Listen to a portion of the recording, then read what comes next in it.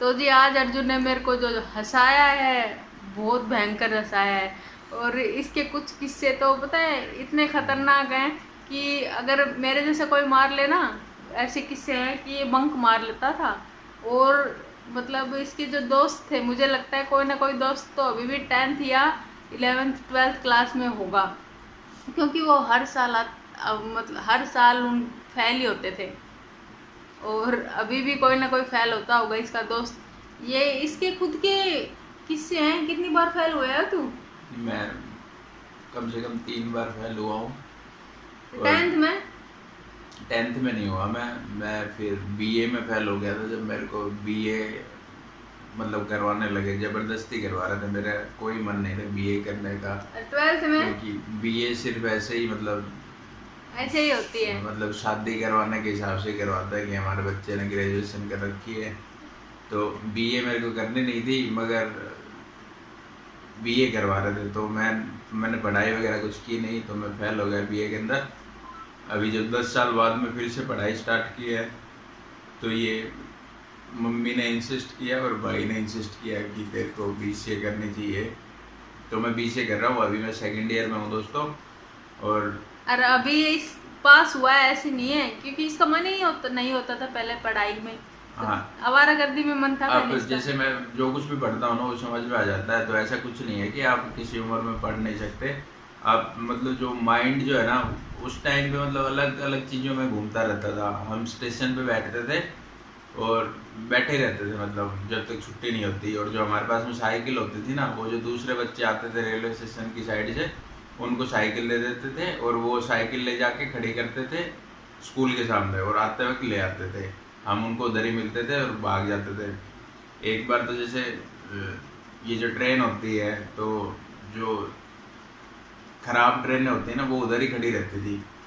तो बारिश आ रही थी और हमने क्या किया, हम अंदर बैठे उसके अंदर और आग जला ली। सर्दी का टाइम था, तो हमें ये नहीं पता था कि इसके अंदर आग लग जाएगी। तो उसमें से धुआं निकलने लग गया। फिर वो आरपीएफ वाले भाग के आ गए कि इसमें आग किसने लगा दी। और फिर हम भाग गए थे उधर से। तो फिर अगले दिन है ना, मतलब 2-4 दिन बाद में फिर से हमने बंक मार रखा था, और हम ऐसे प्लेटफॉर्म के ऊपर बैठे हुए थे आराम से, मतलब। तो दो जो पुलिस वाले हैं वो विदाउट यूनिफॉर्म में आए कि आज इनको पकड़ना है। तो हम बैठे थे, हम 4 बंदे थे। तो पुलिस वाले आए, ऐसे आराम से जा रहे थे, हमें लगा कि कोई ऐसे ही होगा। तो मतलब 2 बंदे पकड़े गए हम में से और 2 भाग गए। तो फिर है ना, हमको उधर लेके चले गए, उसमें थाने के अंदर लेके चले गए और बैठा दिया। और जब तक छुट्टी नहीं हुई ना स्कूल की, मतलब सुबह हमको पकड़ लिया था 10 बजे के समथिंग पकड़ लिया था, और 1:30 बजे, मतलब 1:30 बजे उन्होंने छोड़ा था हमको। उस वो जो जेल होता है उसके अंदर बैठा दिया कि इधर ही बैठे रहो तुम। तो वो जो बाकी के 2 थे वो भाग चुके थे, मगर हमने फिर वापस उनको फ़ोन किया कि आज जाओ, क्योंकि उनमें से एक बंदे का बैग जो है वो पुलिस वाले ने छीन लिया था, मतलब बैग उधर ही रह गया था जहाँ से हमको पकड़ा था। तो ये कुछ किया है दोस्तों। और भी काफ़ी चीज़ें हैं जो मैं बताऊंगा तो आप हंसते रहोगे, क्योंकि जैसे एक सुन वर्कशॉप थी, रेलवे वर्कशॉप। तो उधर ट्रेनों का काम वगैरह होता था, तो हम उधर चले जाते थे, उधर कोई भी नहीं होता था। तो बीच में है ना गंदा पानी इकट्ठा हुआ रहता था, तो उसके अंदर है ना ईंटें लगा रखी थी। तो हमारी जो ड्रेस ड्रेस थी ना वो एकदम अजीब थी कि रेड और वाइट है हाँ, ना? रेड मैरून सी पैंट थी और वाइट शर्ट थी। टाई हम में से कोई नहीं पहनता था, टाई बाकी बच्चे पहनते थे, हम नहीं पहनते थे। मैंने तो पहनी थी। तो वो जो ईंटों के ऊपर से चलते थे ना, तो एक लड़का था, मतलब जो जितेंद्र नाम का, वो पत्थर मारता था पीछे से। तो वो जो कीचड़ में है ना, वो शर्ट वगैरह पैंट वैंट सब कुछ मतलब खराब हो जाती थी। फिर उसको है ना, हम उसको गिराते थे, मतलब उसके अंदर कीचड़ के अंदर गिरा देते थे। फिर हम आते वापस, मतलब 12 बजे आ जाते थे वापस रेलवे स्टेशन पे। और ये जो पानी की टंकी होती है ना, इधर हम कपड़े धोते रहते थे। तो जब वो टीचर वगैरह कोई भी आता जाता ना उधर से, तो वो देखते कि ये इधर कपड़े क्यों धो रहे हैं। और हम जब तक घर पे पहुंचते, मतलब तब तक सूख जाती थी, क्योंकि बीकानेर में मतलब गर्मी भी इतनी पड़ती है, आपको पता होगा।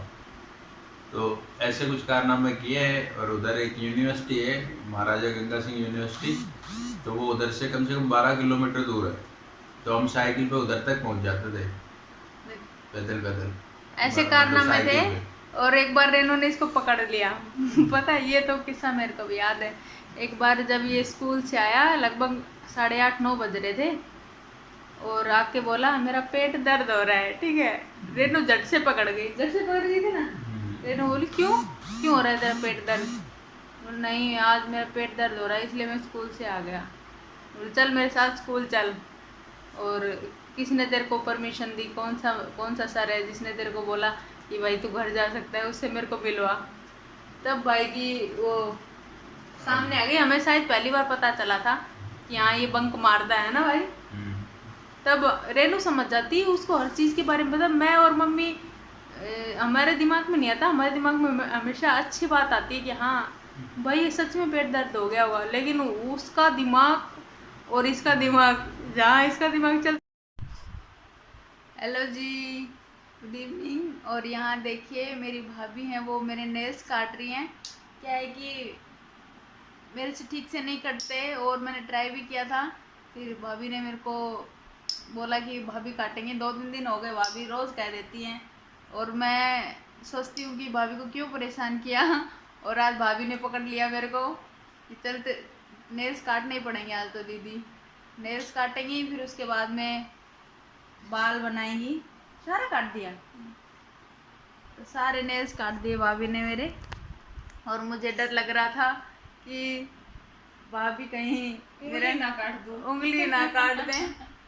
लेकिन ना, भाभी को नेल्स काटने आते हैं, क्योंकि श्री के नेल्स काटते हैं ना भाभी, इसलिए मेरे भी नेल्स काट देते हैं। देखो एक बात है, इंसान है ना, थोड़ा नहीं बहुत ज़्यादा आश्रित हो जाता है।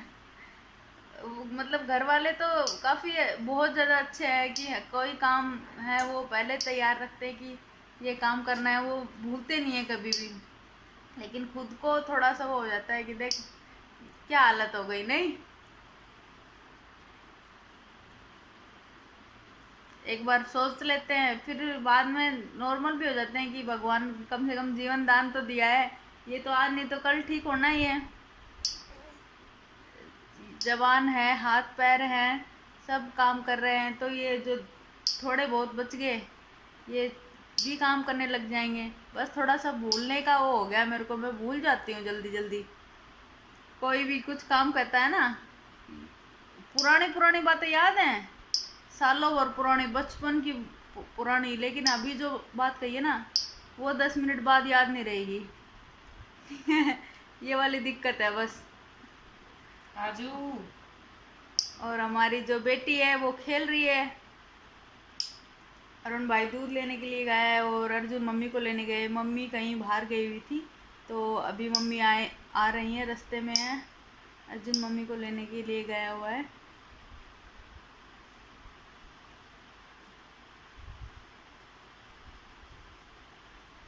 तो मेरे नेल्स कट गए हैं, अभी चोटी करवानी है मुझे। थोड़ी देर बाद मिलती हूँ आपसे। तो जी ये देखिए, बाल भी बनवा लिए, नेल्स भी कटवा लिए। और आपको एक गुड न्यूज़ दूँ कि मेरे पास है ना कितने दिनों से कमेंट आ रहे थे कि आप ना सीताराम सीताराम लिखा कीजिए नोटबुक के अंदर। तो मतलब मुझे ऐसे लगता था कि मेरी उंगली जो ये वाला अंगूठा है ये क्या काम कर पाएगा, इसमें ही सबसे ज़्यादा दिक्कत है। यूँ हमेशा स्पंज सा लगता रहता है, मतलब भारी भारी सा। दिखने में ठीक लगता है, लेकिन कुछ पकड़ते हैं जो बारीक काम होता है ना, जैसे कुछ लिखने का हो गया तो थोड़ी लिखा जाएगा, ऐसे लगता था मुझे। और देखिए मैंने 2 दिन हो गए मुझे लिखते हुए। राइटिंग तो बहुत ज़्यादा वो आ रही है कि पता नहीं, बहुत ज़्यादा क्या बोलते हैं उसको कि समझ ना आए। पर हाँ थोड़ा समझ में आ रहा है कि जो मैंने लिखा है आप लोगों को समझ में आ रहा हो तो बताना प्लीज़, ठीक है। मैंने तो मेरे मन से तो काफ़ी धीरे धीरे लिखा है। तीसरा दिन है, 3 दिन में मैंने एक पेज पूरा किया है। लेकिन मेरे में थोड़ा कॉन्फिडेंस आया है इस चीज़ से कि मैं लिख सकती हूँ। और ये अंगूठा है, इससे मतलब एक्यूप्रेशर भी होता है, यहाँ दबाव पड़ता है ना, मैंने वो स्वामी रामदेव है ना, उनका वो देखती हूँ मैं, जो योग यात्रा क्या होती है वो, रोज़ उनका एक वीडियो देखती हूँ। तो उनके अंदर उन्होंने बताया था कि इधर जो उंगलियां हैं ना, इनके जो ये वाले हिस्से होते हैं, तो ये एक्यूप्रेशर होते हैं, इधर इन दबाने से इन सबको तो बीपी कंट्रोल रहता है। और यहाँ दबाने से, जो ये वाली नाड़ी दबाने से ब्लड का जो क्या बोलते हैं फ्लो होता है वो ठीक होता है, अच्छा होता है। ये पैर की भी और हाथ की भी, तो ये सभी दबानी चाहिए। तो ये दबाती हूँ, तो अच्छा लगा मुझे ये पूरा लिख के, और इससे एक्यूप्रेशर भी हुआ। धीरे धीरे शायद जल्दी ही ये वाला अंगूठा भी अच्छे से काम करने लग जाएगा। अब बस मुझे ये बताइएगा कि मैंने अच्छा लिखा है ना।